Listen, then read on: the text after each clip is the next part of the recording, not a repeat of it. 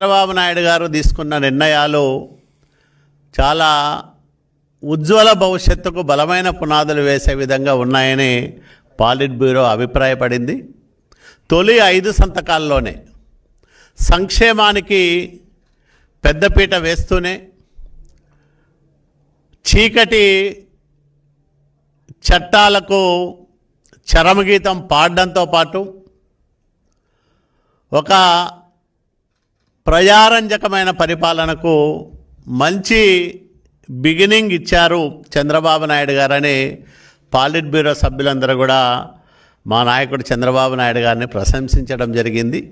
5 సంతకాలతోనే ప్రజల్లో ఒక గొప్ప నమ్మకాన్ని ముఖ్యమంత్రిగా చంద్రబాబు నాయుడు గారు కల్పించగలిగినారని కూడా పాలిట్ బ్యూరో సభ్యులందరూ కూడా కొనియాడడం జరిగింది.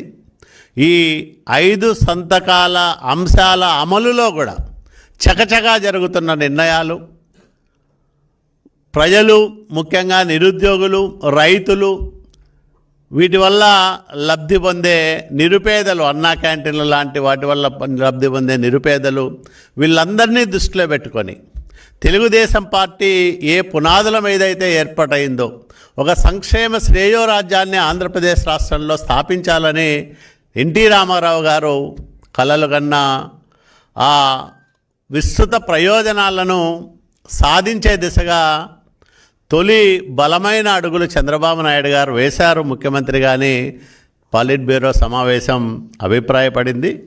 మరి వీటితో పాటు ఇందాక చెప్పినట్లు 2 కళ్ళు లాంటి రాష్ట్రానికి 2 కళ్ళు లాంటి అమరావతిని పట్టాలెక్కించడం, పోలవరాన్ని సాధ్యమైనంత త్వరగా పూర్తి చేయడం, ఈ 2 ప్రధానమైన లక్ష్యాలతో పాటు వెనుకబడిన ప్రాంతాల అభివృద్ధికి పెద్దపీట వేయడానికి ఈరోజు తీసుకుంటున్న నిర్ణయాలు చాలా దోహదం చేస్తాయని కూడా పాలిట్ బ్యూరో అభిప్రాయపడింది.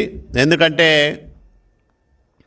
వంశధార, గోదావరి, కృష్ణా, పెన్నా నదుల అనుసంధానం, వీటి వల్ల ఆంధ్రప్రదేశ్ రాష్ట్రంలో భవిష్యత్తులో అంటే ఒక దశాబ్ద కాలంలో ప్రతి ఎకరాకు నీళ్ళు ఇవ్వచ్చని బలంగా నమ్ముతున్నాడు మా నాయకుడు చంద్రబాబు నాయుడు గారు.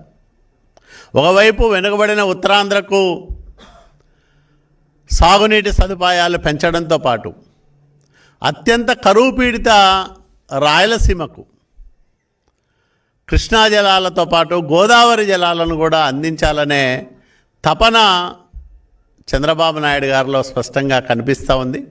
దానివల్లే గోదావరి, కృష్ణా, పెన్నా నదుల అనుసంధానాన్ని కూడా ఈరోజు మరో దారిలో, అంటే కృష్ణా నది నుంచి మళ్ళీ అంటే గోదావరి జలాల్ని మనం నేరుగా పోతిరెడ్డిపాడులోకి పోసే విధంగా ఒక గొప్ప ప్రణాళిక రూపకల్పనకు మొన్ననే ముఖ్యమంత్రి హోదాలో చంద్రబాబు నాయుడు గారు ఇరిగేషన్ అధికారులకు ఆదేశాలు ఇచ్చారు.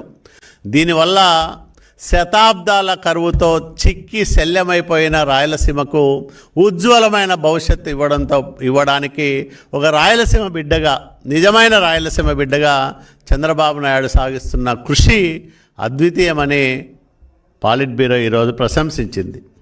మరి ఇట్లాంటి అనేక అంశాలను ఎక్కడా జరగని విధంగా